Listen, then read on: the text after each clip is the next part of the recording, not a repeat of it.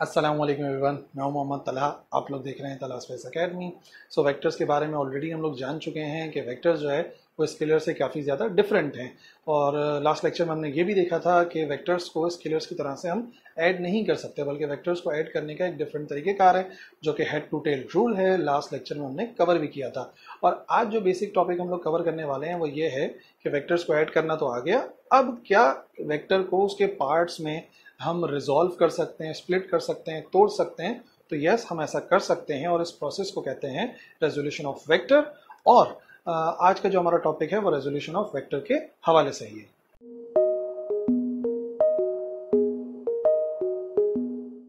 सबसे पहले resolution of vector की डेफिनेशन को समझ लो। देखो, अगर किसी वेक्टर को उसके अज्जा में, उसके कंपोनेंट्स में रिजॉल्व किया जाता है, तोड़ा जाता है या स्प्लिट किया जाता है, तो इस प्रोसेस को कहते हैं रेजोल्यूशन ऑफ वेक्टर। और नतीजे में हमें कुछ कंपोनेंट्स हासिल होते हैं, दो कंपोनेंट्स हासिल होते हैं, और वो दोनों कंपोनेंट्स कहलाते हैं रेक्टेंगुलर कंपोनेंट्स। तो अगर पेपर में रेक्टेंगुलर कंपोनेंट्स के बारे में पूछा जाए तब भी हमने रेजोल्यूशन ऑफ वेक्टर को बताने और फिर ये बताना है कि रेजोल्यूशन ऑफ वेक्टर के नतीजे में जो दो वेक्टर्स हमें हासिल होते हैं, उसके दो पार्ट्स हासिल होते हैं, उन्हें रेक्टेंगुलर कंपोनेंट्स कहा जाता है। तो एक वेक्टर v सपोज कर लेते हैं, एक वेक्टर v है, ठीक है। और वेक्टर v की लंबाई क्या है? वेक्टर v की जो लंबाई है वो o से लेके a तक है, ठीक है। फॉर एग्जांपल ये इसकी लंबाई हो गई। और वेक्टर v जो है, जो एंगल बना रहा है with respect to x axis, वो बन रहा है थीटा। तो ठीक है, फॉर एग्जांपल आपको अगर एक्सिस नहीं भी दिए होंगे तो आपको वेक्टर तो दिया हुआ होगा। बस आपने क्या करना है, एक वेक्टर है वेक्टर v o से लेके a तक बन रहा है, आपने जहां उसकी टेल है वहां पर एक्सिस बना लेना है। ये वाला एक्सिस कहलाता है y एक्सिस और ये वाला एक्सिस कहलाता है x एक्सिस। तो वेक्टर की टेल पर x एक्सिस y एक्सिस बना लोगे तो फिर रिजॉल्व करना आसान हो जाएगा। अब सबसे पहले रिजॉल्व करने का पहला स्टेप मैं आपको बताऊं। रिजॉल्व करने का पहला स्टेप ये है कि आप जो वेक्टर का हेड है उससे एक परपेंडिकुलर ड्रॉ करें टुवर्ड्स x एक्सिस, ठीक है। जो वेक्टर का हेड है यानी कि पॉइंट A है, वहां से x एक्सिस की तरफ एक परपेंडिकुलर ड्रॉ करें। परपेंडिकुलर का मतलब होता है कि स्ट्रेट लाइन, और एक ऐसी लाइन जो x एक्सिस के साथ 90 डिग्री बनाए, इस वजह से उसे कहते हैं परपेंडिकुलर। तो सबसे पहले तो हम एक स्ट्रेट लाइन ड्रॉ कर लेते हैं A से x एक्सिस की तरफ, ठीक है। और फॉर एग्जाम्पल जिस पॉइंट पे जाके मिली उस पॉइंट को हमने नाम दे दिया पॉइंट B का, ठीक है। ये हो गया हमारा रिजॉल्व करने का पहला स्टेप। को किसी भी एंगल में हो, किसी भी डायरेक्शन के अंदर हो वेक्टर, बस आप क्या करें, उसके हेड से x एक्सिस की तरफ एक स्ट्रेट लाइन, एक परपेंडिकुलर ड्रॉ करें। और परपेंडिकुलर की खास बात यह है कि उसका एंगल x एक्सिस के साथ बनेगा 90 डिग्री। अब यही जो पॉइंट B है, इस पॉइंट को जो ओरिजिन वाला पॉइंट था यानी कि टेल थी हमारे वेक्टर की, उससे आप ज्वाइन कर दें, ठीक है। ये आपने ज्वाइन कर दिया। अब आपके पास यहाँ पर दो कंपोनेंट्स, दो हिस्से बन गए एक वेक्टर के, ठीक है। एक वेक्टर v था तो उसके दो हिस्से बन गए। एक बना है x एक्सिस के पैरेलल यानी कि ये वाला OB, और एक बना है y एक्सिस के पैरेलल यानी कि a से लेके b। यही दोनों बेसिकली जो है ना वो हमारे वेक्टर के कंपोनेंट्स होते हैं, जिन्हें मैंने बताया था रेक्टेंगुलर कंपोनेंट्स, ठीक है। तो फॉर एग्जांपल पहला कंपोनेंट मैंने बना दिया O से लेके B।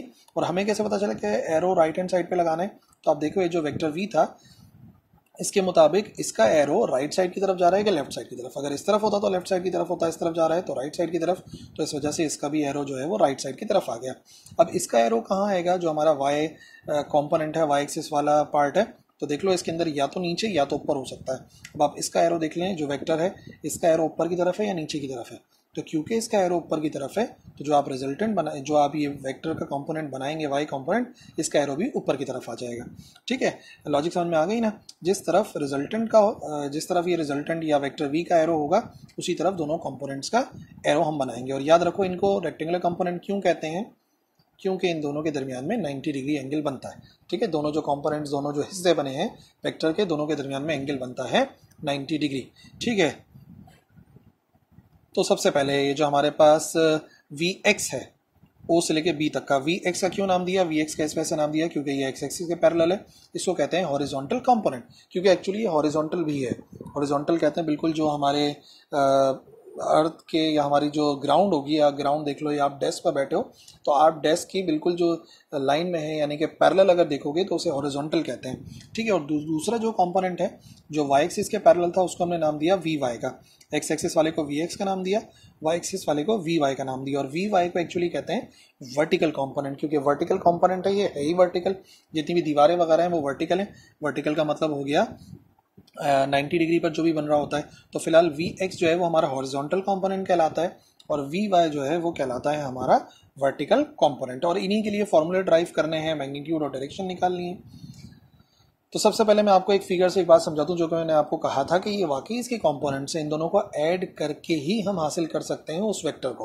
यानी कि जब हम वेक्टर के पार्ट्स बना रहे हैं तो उन पार्ट्स को ऐड करके भी वेक्टर को हासिल किया जा सकता है। तो देख लो फिगर के मुताबिक ओ ए बराबर है, ओ से लेके ए जो है वो बराबर नजर आ रहा है O B plus A B. तो देख लो ओ बी, ऐसा नहीं लग रहा कि ओ बी के साथ ए बी ऐड हो रहा है, क्योंकि देख लो ओ बी के हेड से ए बी की टेल मिली हुई है। तो हेड टू टेल रूल में क्या सीखा था, पहला वेक्टर बनाओ और दूसरे वेक्टर की टेल को पहले वेक्टर के हेड से मिला दो। तो हमने यहाँ पर ऐसी तो किया हुआ है, हमने ओ बी और ए बी को ऐड किया हुआ है, हमने ओ बी और ए बी को ऐड किया हुआ है, जो कि फिगर के अंदर नजर आ रहा है।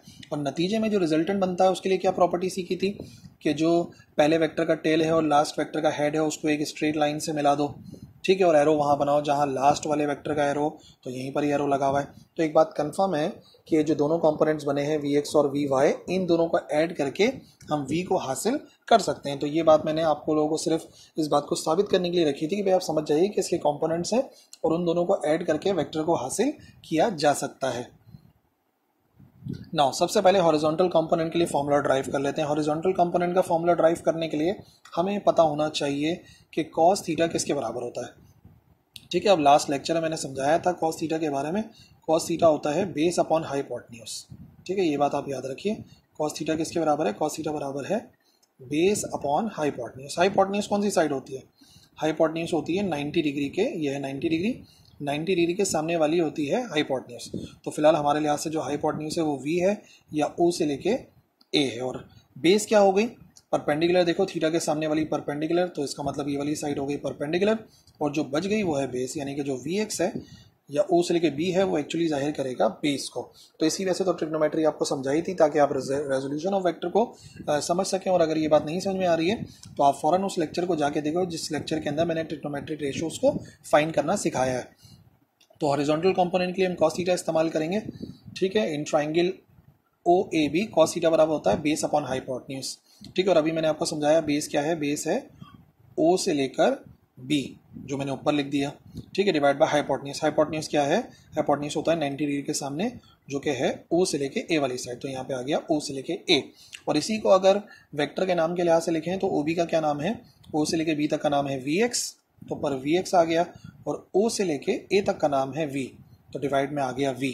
इसी तरीके से अगर वी एक्स की वैल्यू को अलग करेंगे तो v डिवाइड हो रहा है, वी एक्स के साथ जाके कॉस थीटा के साथ जाके हो जाएगा मल्टीप्लाई, तो वी एक्स का फॉर्मूला बनेगा v cos theta. So horizontal component या x कंपोनेंट जो है वो एक्चुअली बराबर होता है v कॉस थीटा के, V X is equal to V cos theta. Let's say this is our equation number 1, आगे यूज़ करना है लेक्चर के अंदर। वर्टिकल कंपोनेंट निकालते हैं। वर्टिकल कंपोनेंट के लिए इस्तेमाल करेंगे साइन थीटा।